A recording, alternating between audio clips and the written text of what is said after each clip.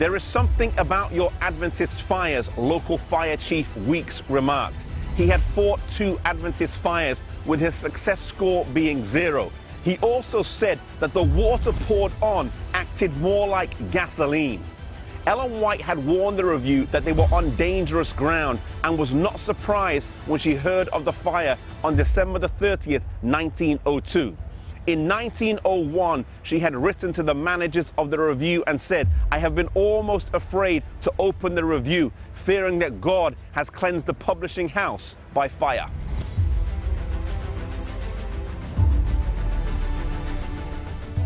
The review had gotten itself into a situation where it's publishing more commercial work than what its original intention was.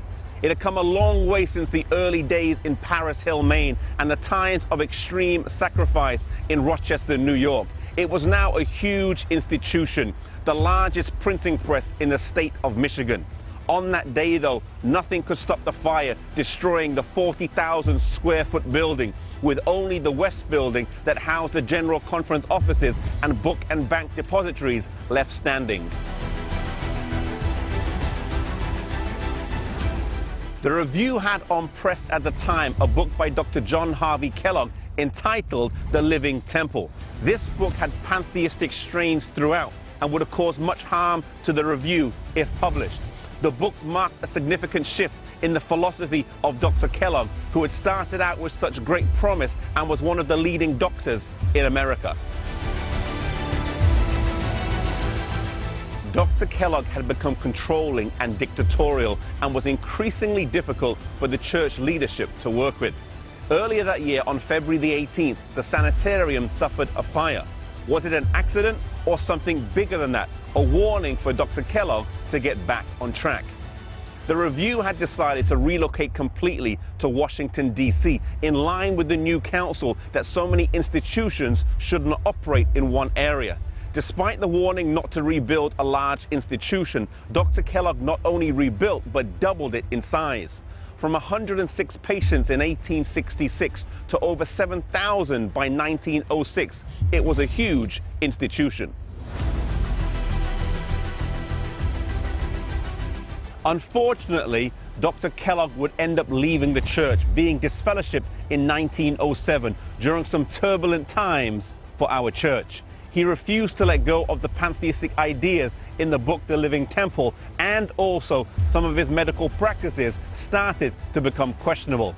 Unfortunately today, many of the health reform ideas have been taken over or have strong ties to Eastern religion and the New Age movement. We need to be careful that our health reform stays biblical and is not influenced by these philosophies.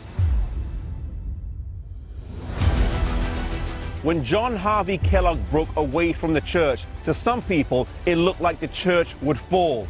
A lot of properties were in his name and he had more employees than the whole General Conference. Some people said that we needed to compromise in order to keep him on board or else we wouldn't survive. But over the next few years and decades, the church would go on strong, and the sanitarium that had seemed so strong and vibrant would become a pale shadow of its former glory, struggling in the Great Depression and eventually closing down. Both institutions were huge, and this in itself tells us something. God does not respect the size of the institution. Sometimes we think because it's God's publishing house or God's sanitarium, then he has to bless it. No, he doesn't. God is not one to be manipulated. If we are persistent in doing our own thing and blindly keep asking for God's blessing, then there may come a time when he removes it from our lives. Size does not matter to God or mean that we have his blessing. Faithfulness does.